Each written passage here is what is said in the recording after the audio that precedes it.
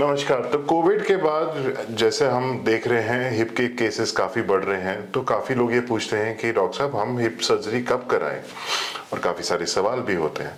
तो आज मैं कोशिश यही करूंगा कि आपके इन सवालों के कुछ जवाब दे सकूं। नमस्कार, मैं हूं डॉक्टर गौरव खेरा। मैं एक सीनियर ऑर्थोपेडिक सर्जन हूं, joint replacements and spine surgery, specially endoscopic spine surgery eight Apollo spectra hospital, Karol Bagh, new Delhi, and I am also visiting consultant eight BLK Max Hospital.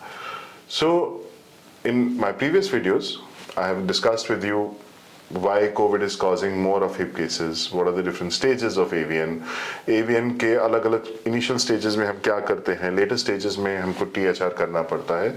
तो later stages में हमको total hip replacement या THR क्यों करना पड़ता है, is because bone collapse हो जाती है। बोन कोलैप्स होने की वजह से स्ट्रक्चर खराब हो जाता है।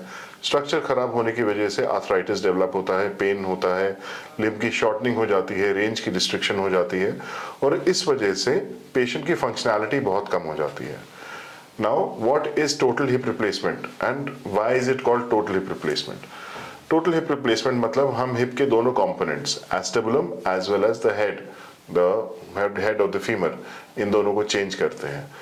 एस्टेबुलम इज द सॉकेट जिसके अंदर ये बॉल मूव कर रही है, and head of the femur is the ball of the hip joint.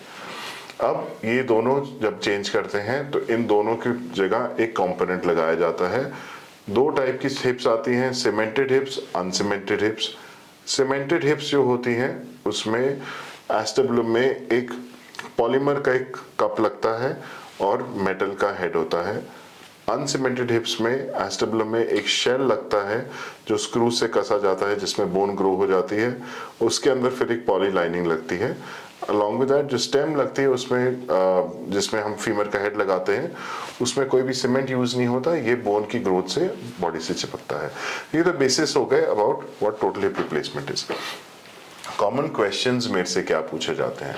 First common question मेरे से यही पूछा जाता है जो मैंने आपसे डिस्कस किया, कि मैं सीमेंटेड हिप रिप्लेसमेंट कराऊं या अनसीमेंटेड हिप रिप्लेसमेंट कराऊं। देखिए, cemented hip replacement is meant for people who are above the age of 60। In fact अगर 60 के बाद आपकी बोन क्वालिटी अच्छी है, तब भी I will prefer an uncemented hip replacement, because conventionally speaking an uncemented hip is far superior than a cemented hip. Cemented hip का एक बहुत बड़ा एडवांटेज है कि सीमेंटेड हिप में मोबिलाइजेशन बहुत जल्दी हो जाती है, पेशेंट को हम बहुत जल्दी फुल वेट बेरिंग पे डाल सकते हैं। अनसीमेंटेड हिप में ये थोड़ा सा डिलेड होता है। बट अगेन अनसीमेंटेड हिप की लॉन्गेटिविटी बेटर रहती है।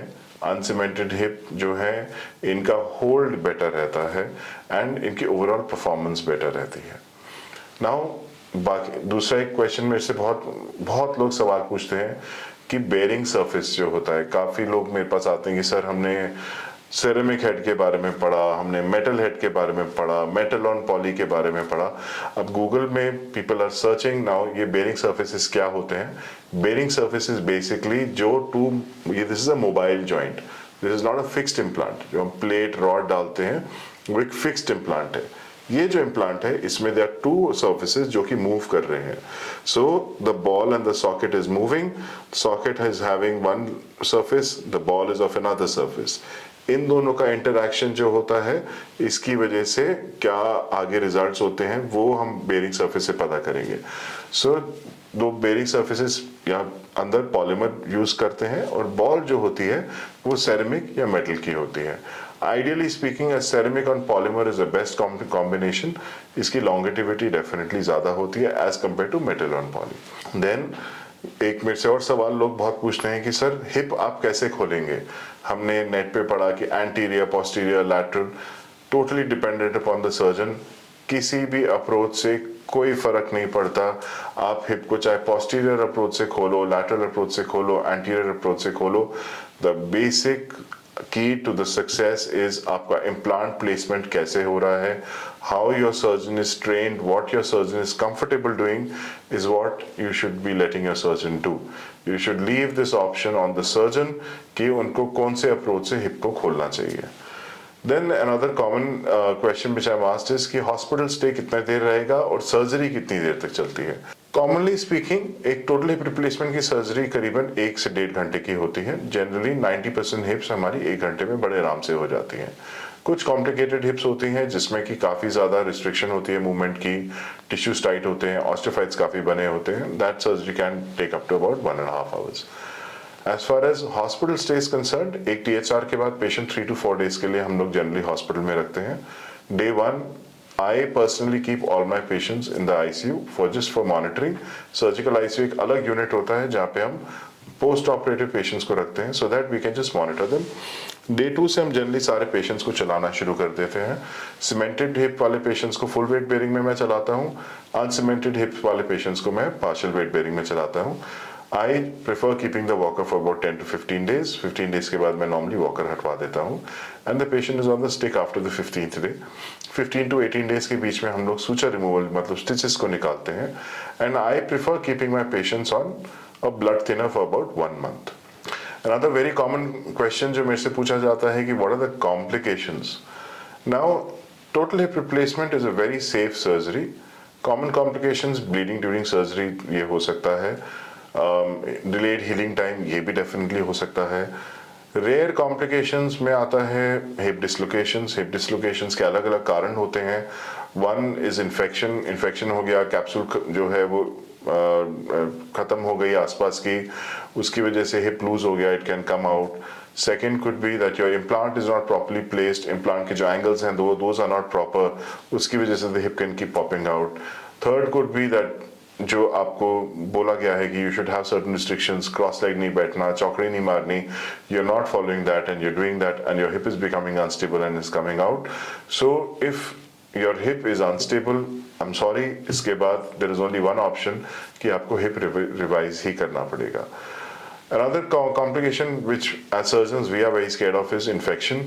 Infection के लिए we have OTs which are state of the art. We have modular OTs. Everything is autoclaved. We have checks and double checks. High-end antibiotics are used. As patients, what you should do is आपको अपना environment clean रखना चाहिए. मिलने वालों को कम रखिए, पूरी जिंदगी है मिलने के लिए. सर्जरी एक बार आपकी हील हो जाए, आपका incision site हील हो जाए, उसके बाद अपने मिलने वालों से मिलिए. Then another very very rare complication is cardiovascular events.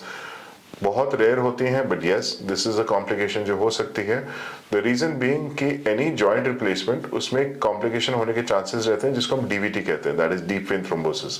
अभी जैसे मैंने 2 पॉइंट पहले आपको बताया कि मैं ब्लड थिनर्स पे पेशेंट को डालता हूँ, that is to prevent this complication of DVT। Lot of people ask me sir आप पेशेंट को इतनी जल्दी क्यों चलाते हो, आप 2-3 दिन के बाद क्यों नहीं चलाते? This is the reason why हम पेशेंट को जल्दी चलाते हैं, बिकॉज पेशेंट को जब तक हम मोबिलाइज नहीं करेंगे तब तक ब्लड की पूलिंग रहेगी पैरों में और उसकी वजह से पैरों में खून जमने का डर रहता है, जिससे DVT मतलब डीप वेन थ्रोम्बोसिस बनने का चांसेस रहता है। नाउ दिस DVT ये एम्बोलाइज होके रास्ते ब्लड के थ्रू आपके लंग्स में, ब्रेन में, कहीं पे भी जा सकता है and that can lead to devastating complications. It is very rare, but we should be prepared and we should make our patient mobilize as soon as we can. Then a very common thing that I'm asked is कि sir surgery के बाद मैं कब काम पे जा सकूंगा?